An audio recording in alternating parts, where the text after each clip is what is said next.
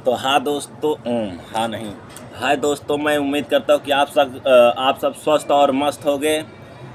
आज मैं लेकर के आया हूँ छाती में दर्द से मुक्ति कैसे पाएँ रनिंग करने वाले भाइयों। देखो, एक हमारे भाई का कमेंट आया था, शंकर सिंह भाई ने ये बताया कि भाई हमको रनिंग करते वक्त हमारे छाती में दर्द हो जाता है। तो हम आपको बता दें कि इससे छुटकारा पाने के लिए ना आपको लंबी गहरी सांस भरनी है और फिर इसका अभ्यास करना है आपको कि जैसे ही सांस आप भर के आप रोकोगे 30 सेकंड 35 सेकंड, आप उम्मीद करता हूँ कि फर्स्ट बार में ही आप 1 मिनट रोक लोगे, मुझे पूरा उम्मीद है। और आपको सांस तब तक नहीं छोड़ना है प्रैक्टिस के समय जब तक लगे कि आपकी दम घुटने लगा। तो आप ऐसे सांस भरोगे,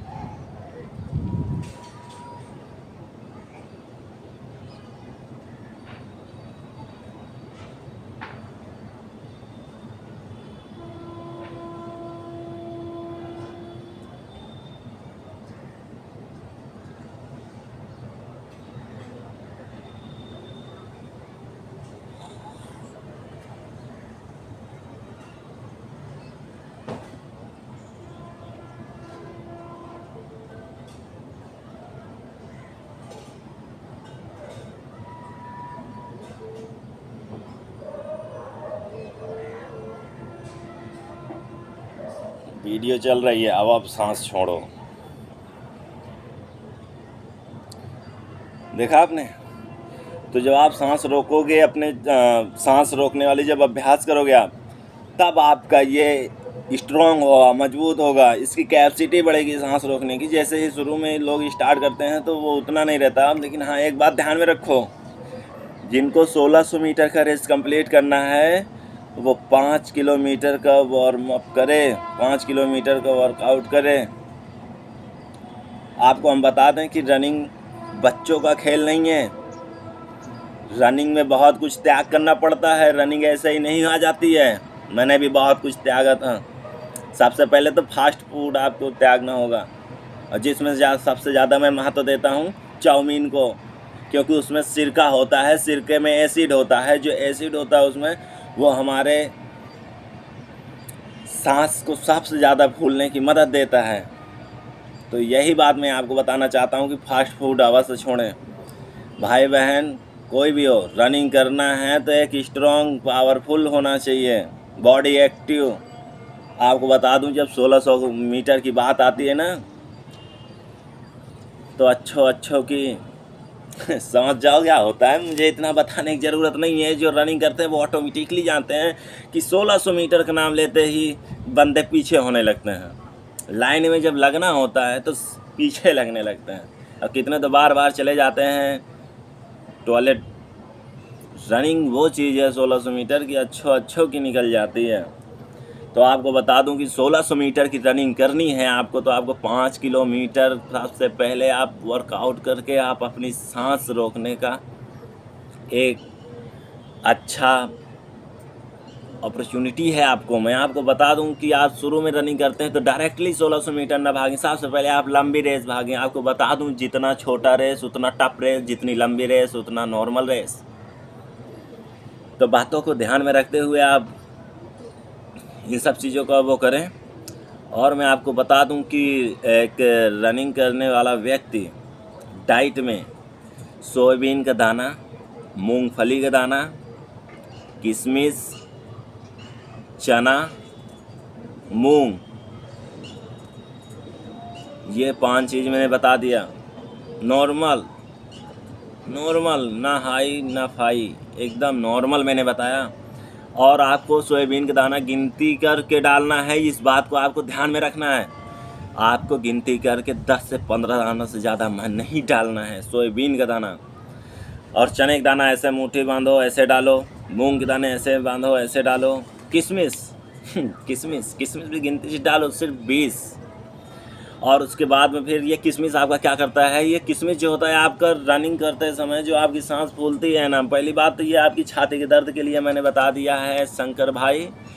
शंकर सिंह भाई सुनो, आपको और सब ऑल व्यूअर जितने भी देख रहे हो, रनिंग से संबंधित कोई भी समस्या हो आप मुझे अवश्य बताएं, मैं उसका निवारण अवश्य करने का पूरा प्रयास करूँगा। और फिर जो हमने आपको बताया छाती से दर्द से मुक्ति पाने के लिए, वो आपका क्या है कि आप सांस रोकने का अभ्यास करो। और फिर उसके बाद में जब आपकी सांस फूलती है तो सांस फूलने का निवारण है आपका किशमिश भिगा के आप अपने डाइट में अवश्य लें। तो उससे क्या होगा कि एक पावरफुल स्ट्रॉन्ग सांस रोकने की क्षमता आएगी। और भाई आपको बता दूं कि रनिंग करते वक्त कहीं भी आप कंपटीशन में जाएं तो आप किसी को देखकर मत भागें। जैसा आप अपने ग्राउंड में भाग रहे हैं सेम वैसा ही वहाँ पे भागें, दौड़ करें। वहाँ पे क्या होता है कि एक दो आ जाते हैं होशियार बच्चे कि हम तेज़ भाग के फलाने को ठिकाने को, जो कम समझदार बच्चे हों उनको अपने साथ लेके हम डुबा दें। आप अक्सर देखते होंगे रनिंग में कि 2-4 बच्चे ऐसे होते हैं जो शुरू में इतना अच्छा ठीक ठाक रनिंग एवरेज से भागते हैं कि जो लोग नहीं समझ पाते उनके साथ भाग के वो अपनी सब एनर्जी लॉस कर देते हैं। वो उन्हीं में से होते हैं जो ज़्यादा उनके करीबी होते हैं ना, ठीक ठाक रनिंग करने वाले हैं, तो उनको बचाने के लिए वो एक दो को लपेट लेते हैं। तो अब बात आई जैसे कि लोग जाते हैं फिजिकल में, वहाँ पे जब आती है बात छाती फुलाने की तो लोग ऐसे ठेल देते हैं। भाई ठेलो मत, ठेलने से क्या होता है आपकी ये पीछे वाला हिस्सा भी घुस गया तो आपका अगर आ रहा है 70 तो 70 आएगा, 80 आ रहा तो 80 आएगा।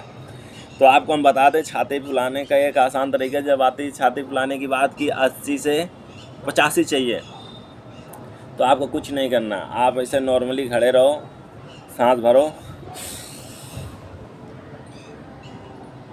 छाती फूल गई ना, पीछे की तो धंसा नहीं, और जब ऐसे कह देते हो तो आपको लगता है कि छाती फूल गई, फूली नहीं, पिछुआ से धंस गया पिछुआ से धंस गया। तो आप क्या करो कि छाती फुलाने के लिए ना सीधा सीधा सांस भरो, अपने आप छाती फूल जाएगी। सांस की अभ्यास अवश्य करते रहें, ये हमारा पीछे वाला नहीं था। जब आप ऐसे ठेल देते हो ना, ज़्यादातर देखते हो छाती फुलाने की बात आती है तो लड़का ऐसे ठेल देता है, घुस जाता है जो नापने वाला होता है वो भी छाती में हाथ मार के पीछे कर देता।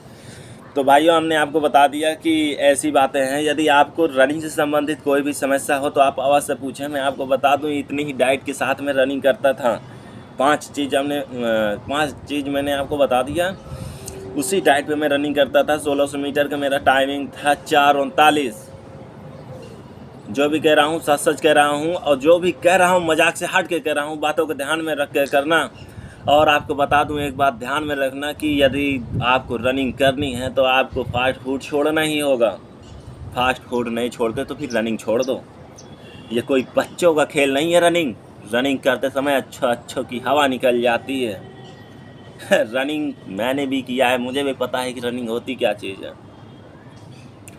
आपको बता दूं रनिंग इतना आसान नहीं है जितना लोग कहते हैं। एक बार रनिंग मैदान में आओ, 1600 मीटर का टाइम बताओ कि 1600 मीटर जाना है तो अच्छे लाइन के पीछे चले जाते हैं, कितने तो टॉयलेट बाथरूम चले जाते हैं। तो आपको बता दूं कि आपको एक ठीक ठाक एवरेज रेसर बनना है, एवरेज रनअप करना है तो आपको फास्ट फूड त्याग करना होगा और आपको एक जुनून के साथ रनिंग करना होगा। आपको बता दूं कि जब आप रनिंग कर रहे हो, अगर आप थक गए हो तो आपकी जो थकने के बाद आप जब ग्राउंड में 2 चक्कर लगाते हो वही आपकी प्लस पॉइंट होता है। आप सोचो कि हम थक गए, हम लेट जाएं। और एक बात ध्यान में रखना कि जब आप रनिंग करते हो, रनिंग करते वक्त जब आप रुको तो एकदम से बैठो नहीं, हल्का हल्का वार्म अप करते रहो, चलते रहो। आपको बता दूं एक बार में इसी तरह 1600 मीटर का रनिंग किया और उसके बाद मैं जाके बैठ गया। आपको बता दूं जैसे उठा मेरा सब ये पैर वैर जकड़ गया, मेरी नस चढ़ गई, मेरा ये सब जाम हो गया। यह कहो कि मित्र लोग थे जो अच्छे से ठीक ठाक दबा दिए, हमारा पैर वैर ठीक हो गया। और एक बात अवश्य ध्यान रखें कि आप रनिंग करते समय एक्सरसाइज का अवश्य ध्यान दें, स्टिचिंग ज़रूर करें। नहीं जानते हो तो इसको पूछो, मैं इसको भी बताऊंगा स्ट्रेचिंग क्या होता है और एक्सरसाइज क्या होता है। तो दोस्तों, रनिंग से संबंधित कोई भी जानकारी चाहिए, छाती कैसे फुलाना है, और आपको रनिंग में कोई क्या बोलते हैं उसको, पैर वायर में दिक्कत हो, मोच हो, बोझ हो, कुछ भी किसी भी प्रकार की दिक्कत हो, आप अवश्य मुझे बताएं कमेंट में, मैं कमेंट देखता हूं। और सुनो शंकर सिंह भाई, कोई भी समस्या हो, किसी को भी कोई समस्या हो रनिंग से संबंधित, आप अवश्य पूछे, मैं उसका निवारण बताऊंगा 100%, क्योंकि मुझे रनिंग बहुत पसंद है। मैंने बहुत रनिंग किया है, ये रनिंग के ही नतीजे हैं। देखो, लोग कहते हैं कि तू मोटा क्यों नहीं हो रहा, गाल क्यों नहीं बढ़ रहे। भाई मैंने इतना रनिंग किया है ना कि मोटा होने का कोई चांस नहीं है। ठीक है भाई, और सबको राम राम, राधे राधे।